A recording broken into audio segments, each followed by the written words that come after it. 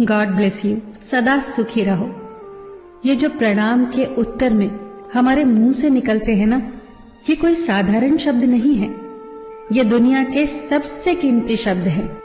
आजकल हम इन बातों को महत्व देना बंद करते जा रहे हैं, पर यकीन मानिए, जो प्रणाम के जवाब के रूप में आशीर्वाद हमें मिलता है या हम किसी को देते हैं, वो 100% चमत्कारिक शब्द होते हैं, बेशकीमती शब्द होते हैं। एक बहुत प्यारी कथा कहने जा रही हूं। महाभारत का युद्ध चल रहा था। एक दिन दुर्योधन के व्यंग से आहत होकर भीष्म पितामह यह घोषणा कर देते हैं कि मैं कल पांडवों का वध कर दूंगा। इस घोषणा का पता जैसे ही पांडवों को चलता है तो उनके शिविर में बेचैनी बढ़ जाती है।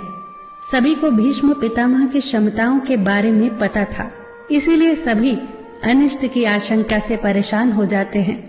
तभी श्री कृष्ण द्रौपदी से कहते हैं, तुम अभी मेरे साथ चलो।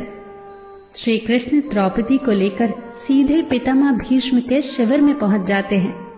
श्री कृष्ण स्वयं तो शिविर के बाहर खड़े हो जाते हैं, पर वो द्रौपदी से कहते हैं कि अंदर जाकर पितामह भीष्म को प्रणाम करो।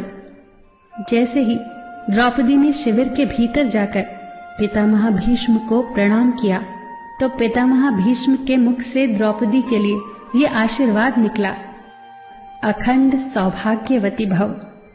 जैसे ही ये आशीर्वाद उनके मुख से निकला, उसी क्षण उन्हें स्मरण हो आया कि आज ही तो उन्होंने पांडवों के वध की घोषणा की थी और स्वयं ही उन्होंने द्रौपदी को अखंड सौभाग्यवती रहने का आशीर्वाद दे दिया। फिर पितामह भीष्म ने द्रौपदी से पूछा, पुत्री, क्या तुम इतनी रात को यहाँ अकेली आई हो या तुम्हें यहाँ श्री कृष्ण लाए हैं? तब द्रौपदी ने कहा, जी पितामह, और वो शिविर के बाहर ही खड़े हैं। शिविर से बाहर निकलकर दोनों ने एक दूसरे को प्रणाम किया और पितामह भीष्म ने कहा, मेरे एक वचन को मेरे ही दूसरे वचन से काटने का काम केवल कृष्ण ही कर सकते हैं। शिविर से वापस लौटते समय श्री कृष्ण ने द्रौपदी से कहा, तुम्हारे एक बार जाकर पितामह को प्रणाम करने से तुम्हारे पतियों को जीवन दान मिल गया है। अगर तुम प्रतिदिन भीष्म, धृतराष्ट्र, द्रोणाचार्य आदि को प्रणाम करती होती और दुर्योधन, दुशासन आदि की पत्नियां भी पांडवों को प्रणाम करती होती तो शायद इस युद्ध की नौबत ही न आती। जो हर घर में कलह कलेश का वातावरण रहता है, वो कहीं न कहीं इस बात के मूल से जुड़ा है कि हम संस्कार भूलते जा रहे हैं। हम जाने अनजाने अपने बड़ों की उपेक्षा करने लगे हैं।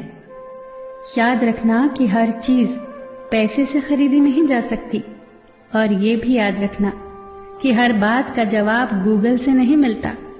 उसके लिए बुजुर्गों के पास भी बैठना पड़ता है। शरीर की खुराक के साथ साथ हमारी आत्मा को भी खुराक चाहिए, जो संस्कारों से हमें मिलती है। हम भूलते जा रहे हैं आशीर्वाद के महत्व को। आशीर्वाद एक कवच की तरह होता है जो हर बाधा से हमारी रक्षा करता है। कितनी सुंदर बात कही है किसी ने। प्रणाम अनुशासन है, प्रणाम शीतलता है, प्रणाम आदर सिखाता है, प्रणाम से सुविचार आते हैं, प्रणाम झुकना सिखाता है, प्रणाम क्रोध मिटाता है, प्रणाम आंसू धो देता है, प्रणाम अहंकार मिटाता है, प्रणाम हमारी संस्कृति है। आप सभी को मेरा सादर प्रणाम।